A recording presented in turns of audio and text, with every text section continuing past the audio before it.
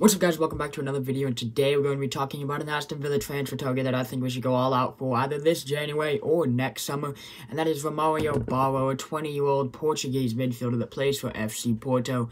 We're going to talk about the reasons why I think we should sign him, who is he, where he plays, all that kind of stuff, and what are his attributes, what are his stats, etc., etc. But anyway, guys, before we get into the video, make sure to subscribe to the channel. Trying to hit 200 subscribers by Christmas, that'd be amazing. Let's see if we can get 15 likes on this video, that'd be amazing as well. I sound like a generic YouTuber now, don't I? Oh my. Yeah, but anyway, let's get into the video. So, Romário Manuel Silva Baró, that is his full name, by the way, like I said, is a 20-year-old Portuguese midfielder who's been in and around the Porto first team for the past 2 years. Made 4 starts last season, a handful of appearances off the bench, and this season hasn't made a start, but has come off the bench in nearly every single game in the Liga NOS and in the Champions League, which is great to see. He's got experience at the tip-top level, played against Manchester City, played against Marseille, all these fellow teams. So to have a player like that with such experience at 20 years of age would definitely be a great add to our squad. As with our young players, they don't have great experience. Jacob Ramsey had just come loan from League 1 last season, I believe. It could have been League 2, actually. So all of our backup midfielders, our young backup midfielders, that is, don't have much experience, at least in the top flights. They've come from the lower leagues and all that stuff. And if we can get Romário Baró in, that'll definitely add a little bit of a more dynamic ability off the bench, and maybe even challenge for a starting spot, I don't know. But what we need is a dynamic player off the bench, someone that we can bring in certain games, not bring in other certain games, not just make the same substitutions over and over again. Put Bertrand Traoré in for Trezeguet, take Ollie Watkins off when you need to, all this stuff. Maybe even throw Hourahan in some games. But it's too predictable for other teams to read. A great example is Marcelo Bielsa against Leeds. I don't think we even made a single substitution in that game because we were in a hole. Marcelo Bielsa is one of the greatest managers in the Premier League.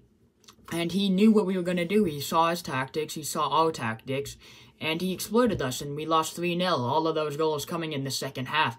By them knowing what they've come up against and them knowing that we're not going to change anything. And with Romário Baró, we can add a little bit of a different dimension off the bench or even in the starting lineup. And that's what I think we need with this signing. And whether he'd go straight into the starting lineup, I don't know. But we'll definitely earn a place on the bench, I think. He's yet to register a goal or assist in all competitions this season, but again, we'll let him off. He's been playing 5-10 minutes every game, 5-10 minute cameos when they're just trying to kill off games or get a little bit of an attacking threat at the end of a losing game, whether that is or whether it's a winning game. It doesn't really matter, really. Sometimes it doesn't even come off the bench. But yeah, playing for a big club like Porto, it's going to be very hard to break into that team. They are a very good team, probably the best team in Liga NOS. So it's hard to break into that team, and it's hard to break into this Aston Villa team as well. But like I said, managed to get 1 assist last season, no goals, no assists this season.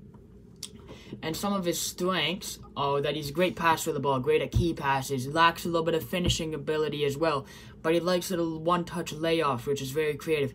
He reminds me a little bit of Eberici Eze, but without as much dribbling flair, and a little bit more passing ability, but he's very good defensively as well, works incredibly hard, has got great stamina as well. And even though he does like to shoot, he loves to shoot from distance, actually, but he can score those. He just doesn't get to take many chances because, like I said, he's making 5-10 minute cameos every game. And then one also flaw is that he commits some fouls defensively. He's got a little bit of defensive clumsiness about him. But with the coaches we have at Aston Villa, Craig Shakespeare, Dean Smith, all those lads, he's going to become a better defender, going to become more developed. We're going to straighten the edges or straighten the rough edges or however you want to say it. We're going to develop him into a more complete player if he does end up coming to the club. I mean, Dean Smith, if you're watching this, how you going, mate? But he's never going to watch this, but this is just my opinion. We're probably never going to sign this guy, probably never even going to look at him.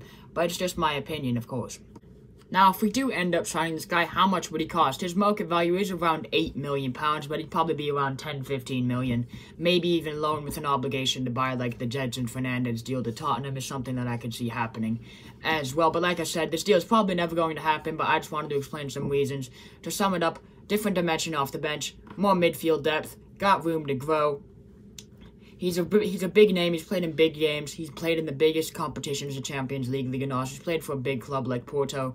It checks all the boxes really. So I don't see why we don't go and do this. But obviously, what do I know? Dean Smith is much more competent in this stuff, and our scouts know what they're doing. But this is just my opinion. I found him, and I'm like, oh, he ticks all the boxes to a player that we could use at Aston Villa. But like I said, just my opinion, of course. Let me know what you think in the comments down below. Let me know if you want to see more of these type of videos. Let me know what ideas you want to see in the comments down below as well. So that's it from me, guys. Thank you guys so much for watching the video. Like I said, let's try to hit 200 subscribers by Christmas. Help the movement. I think we have 27 subscribers left to go, I believe. And then let's try to hit 15 likes on this video. Thank you guys so much for watching. That's me. See you guys later. And remember, up the Villa.